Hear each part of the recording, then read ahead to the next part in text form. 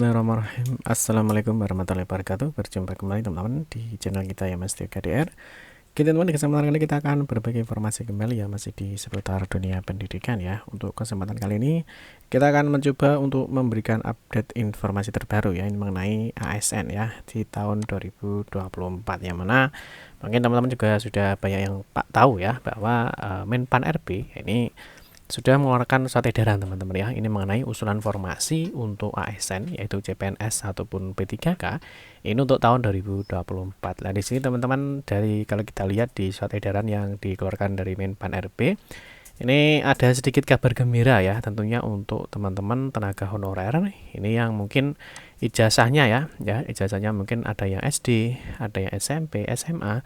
Nah ternyata kalau kita lihat di dalam surat edarannya ini tenaga-tenaga honorer itu nanti akan akan diusulkan ya untuk formasinya bagi rekan-rekan tenaga honorer yang minimal ijazahnya adalah SD. Nah, nanti kita akan bahas teman-teman ya. Jadi di dalam edaran Menpan RB ini bagaimana sih nanti di usulan formasi untuk tahun 2024. Tentunya di 2024 ini nanti masih fokus ya untuk teman-teman tenaga honorer. Nah, mungkin sebelumnya kita juga sudah melihat ya, kemarin ada revisi mengenai jadwal P3K untuk tahun anggaran 2023. Mungkin bagi teman-teman yang lolos di tahun 2023 ini mungkin masih proses teman-teman ya. Ini proses untuk pengisian DRH atau untuk pengajuan NIP P3K-nya, yang mana kalau kita lihat kemarin memang ada sedikit kemunduran ya. Jadi itu di pengumuman kelulusan ini yang terakhir kemarin di P3K guru teman-teman ya. Jadi yang memang semula diumumkan terakhir tanggal 15 itu ada sedikit waktu mundur itu sampai tanggal 22, sehingga proses dari pengisian DRH dan juga penetapan NIP tentunya juga mundur. Nah, di sini nanti kita akan bahas kembali untuk di tahun 2024 teman-teman ya, yang mana memang sudah ada surat edaran dari Menpan RB ini terkait dengan usulan jumlah kebutuhan ASN tahun 2024, yang mana tentunya ada kabar baiknya bagi teman-teman tenaga honorer yang mungkin ijazahnya masih SD ataupun sederajat.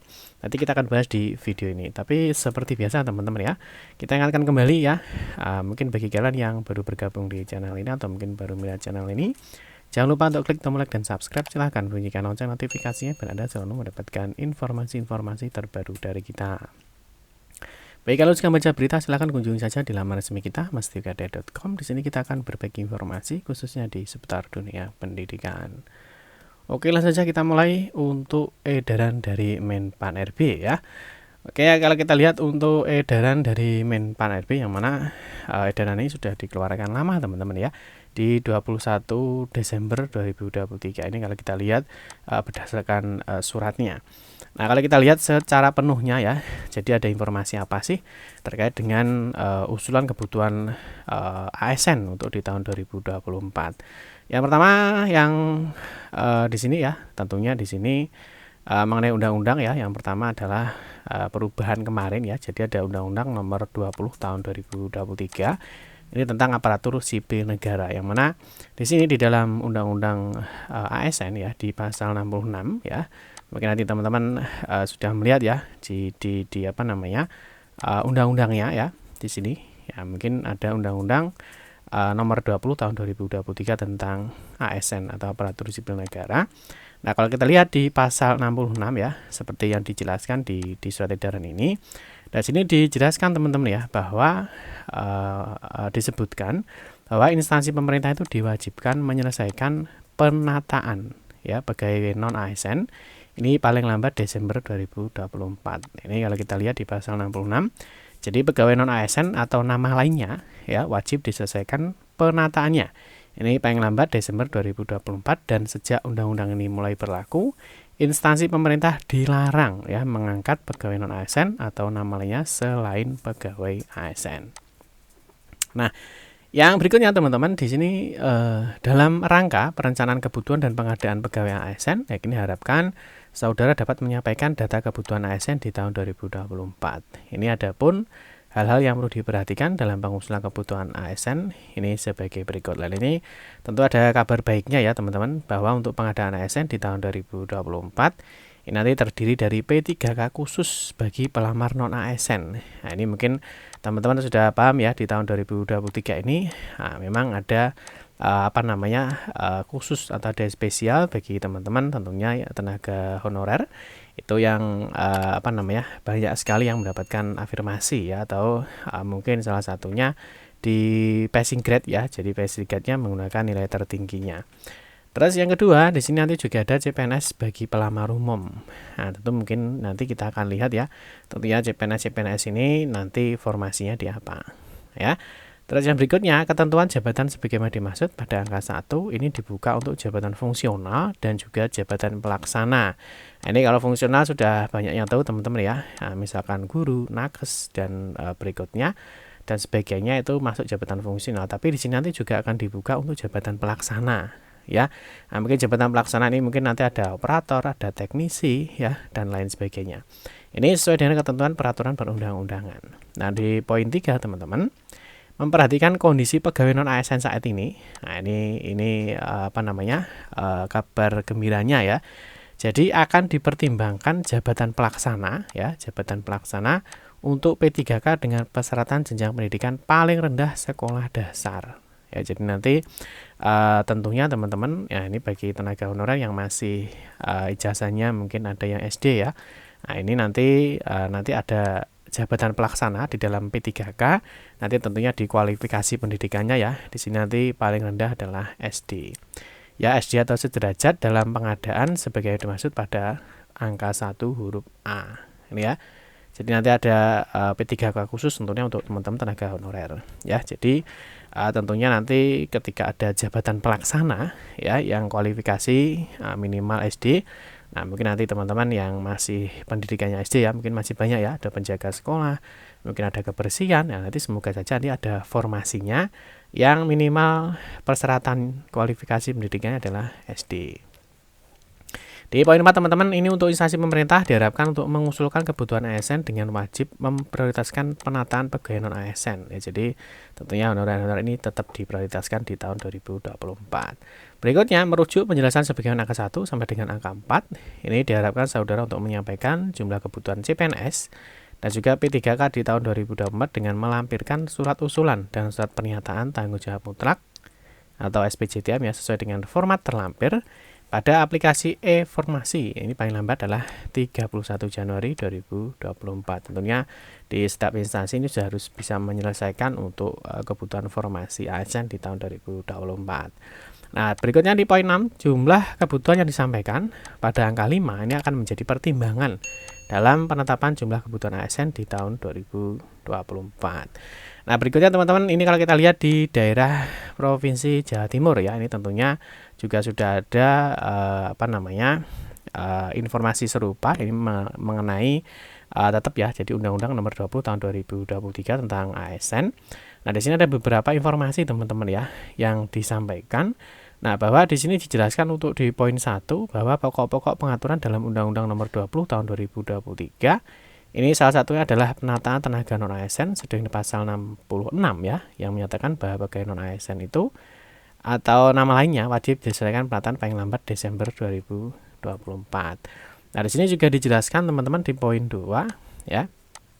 Nah, ini pada tahun 2023 melalui Undang-Undang Nomor 20 Tahun 2023 diberikan solusi mengenai penataan tenaga non-ASN, yaitu melalui perluasan konsep P3K yang memungkinkan untuk bekerja secara full time. Dan ini tentunya menghindari untuk PHK atau pemutusan hubungan kerja secara massal ya.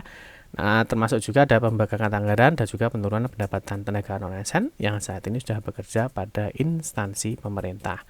Nah, sini juga ada solusi teman-teman di poin 3. Solusi tersebut termuat dalam Undang-Undang Nomor 20 Tahun 2023. Nah, akan tetapi ya, pemerintah daerah juga masih menunggu peraturan pemerintahnya, jadi harus menunggu PP-nya. Ya, nanti di undang-undang ini harus ada PP-nya atau peraturan pemerintahnya, tentunya yang mengatur tentang penataan tenaga non-ASN yang direncanakan diselesaikan sampai dengan Desember 2024. Nah, berkaitan dengan hal tersebut disampaikan kepada seluruh perangkat daerah sudah tidak diperkenankan lagi untuk menambah tenaga non ASN pada instansi masing-masing. Ya, jadi kalau kita lihat memang di Undang-Undang nomor 20 tahun 2023 ya, tentunya di pasal 66 di sini juga sudah melarang ya, melarang untuk mengangkat pegawai non ASN. Ya, ini juga sudah disampaikan tentunya di masing-masing masing-masing instansi.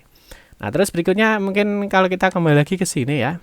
Jadi kalau mungkin di jabatan pelaksana, kalau kita bahas misalkan di sekolah ya. Di sekolah di sini ada misalkan tadi di jabatan paling rendah misalkan ya di SD ya.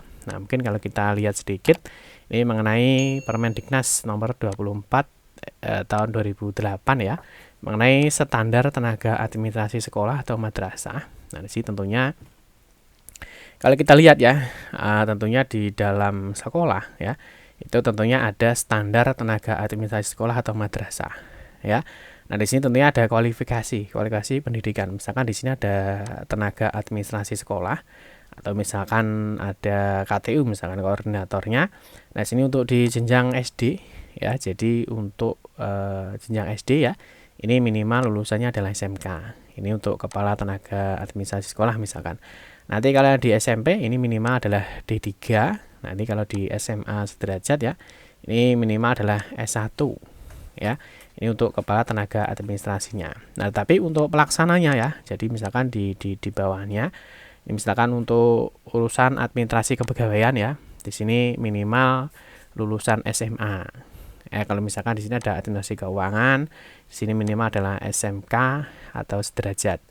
Misalkan untuk urusan sarana prasarana di sini juga SMA sederajat ya. Terus untuk administrasi di kehumasan ya, ini juga minimal SMA sederajat.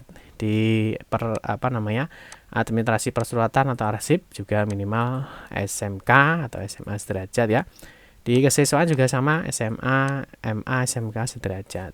Nah, berikutnya di urusan kurikulum itu juga sama ya. Jadi minimal tetap di SMA. Di administrasi umum ini untuk SD atau MI atau SLB, nah tentunya juga sama ya, minimal di SMA. Nah, kalau di petugas layanan khusus ya, misalkan ada penjaga sekolah, ada tukang kebun, nah ini biasanya yang mohon maaf ya, biasanya yang pendidikannya itu biasanya memang masih di ada yang SMP, ada yang SD ya. Nah, ini memang ini, nah nanti dengan adanya surat edaran ini ya, nah semoga saja nanti ada standarnya. Jadi ada standar yang mungkin kalau di sini di standar pendidikannya mungkin SMP ya, mungkin dengan adanya edaran ini nanti mungkin yang sekolah dasar atau di SD nanti mungkin bisa ya, bisa masuk mungkin di penjaga sekolah, di tukang kebun ya, atau tenaga kebersihan atau pengemudi ya, atau mungkin pesuruh. Nah, kalau kita lihat di dalam standar kompetensinya memang minimal SMP sederajat. Dan mungkin semoga nanti ada aturan terbaru atau ada informasi terbaru. Nah, semoga nanti di standarnya mungkin yang ini ya, mungkin bisa minimal mungkin SD ya. Nah, sehingga nanti tenaga-tenaga honorer yang memang saat ini sudah mengabdi, nanti semoga saja ada formasinya dan bisa melamar P3K di tahun 2024 nantinya. Oke teman-teman ya, mungkin itu saja informasi yang dapat kami sampaikan. Nanti kita akan mengupdate perkembangan untuk ASN di 2024. Demikian informasi yang dapat kami sampaikan. Mohon maaf jika ada salah-salah kata dan memberikan informasi dan penjelasan. Kita berjumpa kembali di video-video berikutnya. Saya akhiri, wassalamualaikum warahmatullahi wabarakatuh.